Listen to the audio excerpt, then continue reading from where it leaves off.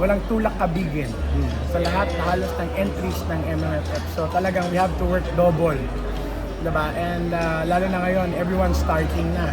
Kasi December na, diba? So talagang excited na pressured pero right now grateful at masaya with the reception ng Uninvited and our trailers kahit pa paano kasi nag-resonate naman siya doon sa market and kahit pa paano alam namin na nag-viral so people are interested so we got the curiosity ng audience. Ayan. Yes, compared to last year, sir, mas pressured ba ngayon dahil nandiyan ang Vice Ganda, nandiyan ang Vic Soto, Yes. Pascual. Viola Ay, Viola naman last year sa inyo. Definitely, kami naman, we try to have fun. Diba? Lahat naman kami, actually, sabi ko nga nilolokohan niya kami lagi ni Tita Ibiang Kaming dalawa lang yung sabi niya na tao dito. Alam namin competition, but it's a friendly competition and we're really having fun.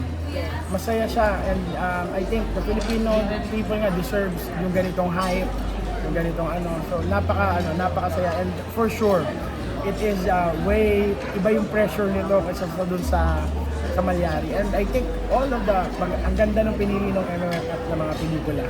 And alam mo, deserving. Ano pa mga pasabog na promo ng Uninvited? Abangan nyo na lang po. Abangan nyo na lang po. I think, talagang kami ngayon, we're really doing an effort na mas maraming tao makaalam na may pelikula kami Uninvited. Ayan. Sa palagay mo, anong laban ni Nadine sa kanya Ate B sa Best Actor? Saka, sa supporting ba si Nadine o sa Best Actress din? Supporting po si Nads. I mean, that was, she was vocal about it also. But basically, sa amin naman talaga, when we started, just to be honest with you, panata ko sana na, kasi dati, kung naalala ninyo, parang lagi sinasabi, pag Filipino film, it's either award-winning or box office. Para kailangan mo mamili. So, conscious effort kami as much as we can na talagang ibalanse na award-winning and also, yun ang pangarap. Siyempre kami, at the end of the day, wala naman sigurong artista, wala naman production na sasabak na not to think na maganda ang kanilang performance. Maganda. So basically, kami naman, no pressure, but at the end of the day, alam namin na they work hard also. I've seen them in the shoot, they brought their A game. And ang pinaka-kakaiba dito, this is not their natural habitat na sa pelikula. Kaya talagang challenge din namin sila. That was the first, kung si Ate B nag-offbeat, diba? Si Aga, alam ko meron na si Aga na ito, pero talagang offbeat din si Aga, offbeat din si Nadine. So, challenge sa kanila yon and also with the crew, diba? Nilagay din namin lahat ng pwede namin ilagay. And kaya nga si Direk Dan, Direk Tonet, diba? Direk Irene, and then award-winning din yung buong production crew, not just the art. So, all of it, yun talagang tinimpla namin dito with Uninvited. And we really hope that na ma-appreciate kasi I think yun ang kaya talaga natin kinuha yan dahil hindi na talaga biro yung presyo ng sinihan. Diba? Parang you don't want na short change yung tao. I mean, they deserve yung ganitong kalibre ng pelikula. Diba? Sir Ryan, sa mga napanood mo po na teaser, parang sa'yo, ano yung bongga mo? Parang ganun. Nagandahan ka. Parang ayoko magsabi. Actually, just to be honest with you, nagandahan ako sa lahat. And there are also, for sure, dark horses. Alam mo yun, and yun yung, kaya sinasabi nila, akala nila, natural lang kaming nagpo-promote. Talagang kailangan namin magtrabaho doble kasi alam namin kung gaano kagagaling din ng mga pelikula, kung gaano kagaganda. And alam ko, naka din sila ng matindi ding mga promo. So kami talaga, sa akin, almost, kasi kita nyo rin, halos yung iba din, hindi din regular nilang ginagawa, off-beat din. So, a lot of us in the 50th MMFF is offering something new. Diba? So, yun talagang nakakatuwa na nakaka-pressure. Sir Brian, dalawa po kayong world as Pantao at Kaino. Sa tingin nyo, bakit mas dapat panoodin ng inyo? At mas Tatlo sila. maganda? Yun nga lang, wrong question, thriller kami. Thriller kami. So hindi kami pwede. Mabuti na lang, ligtas ako sa kamera. Ito na lang, Sir Brian. Anong na-discover mo kina Aga, kina Ate V, kay Nadine? Parang kay Piolo dati na pwede siyang maligo sa timba, may tabo, gano'n. ang pinaka na-discover ko with this one on how dedicated they are sa craft nila. Like Nadine created her own notes. Si Aga, sabi ko nga sa inyo, na nasa set ako, nagulat siya. Siyempre, curious ako. Siyempre, nakakausap niya mag-isa sarili niya. Alam mo yung ganun, siyempre, characterization nila, yung bigay na bigay sila. And then, nakita mo rin yung talagang, for example, si Ate B, inaalala niya yung sitwasyon ng mga co-stars niya.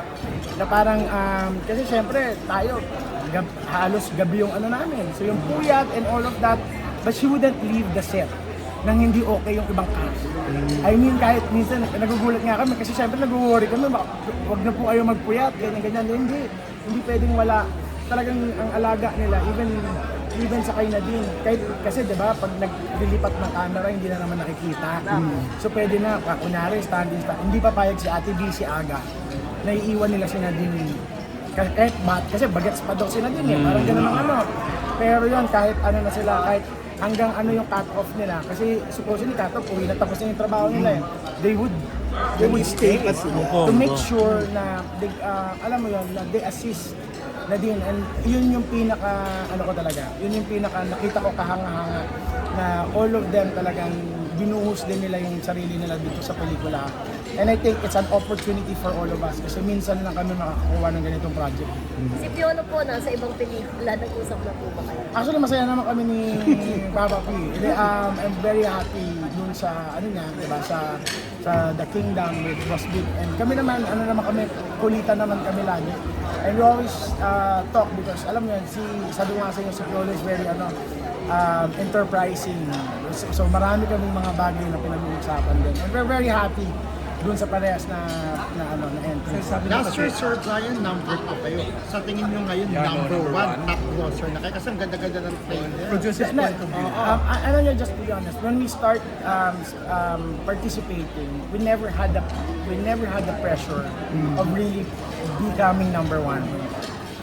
On our end, syempre, ako binabalanse ko. At as much as I can, I have to be, for example, I have to be responsible to my shareholders also, making sure na, syempre, pinaka dapat tinatandaan talaga ng industriya. Kaya nga, show business yan So the business side of it, so that sustainable siya. So make sure na kahit pa paano, talagang gawin namin ng lahat na kami, maibalik namin yung puhunan. Diba? And then, pangalawa, tawag dito, we really never had that kind of pressure. I think that's siguro masaya kami about that na alam mo yun, whatever's the ranking, we're good with that.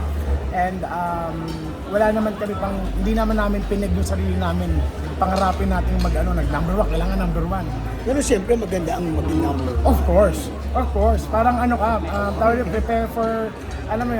prepare for the worst, but hope for the best. Yes. Brian, ang biggest competitor nyo ngayon ay kayo. Kayo ang biggest competitor nyo ngayon. Sarili nyo, and then you keep pushing the bar. As much as we can, yes sir. So, Pero hindi ba napakalaki ng pressure na every year, and then everybody will be expecting na kailangan. This is bigger than the...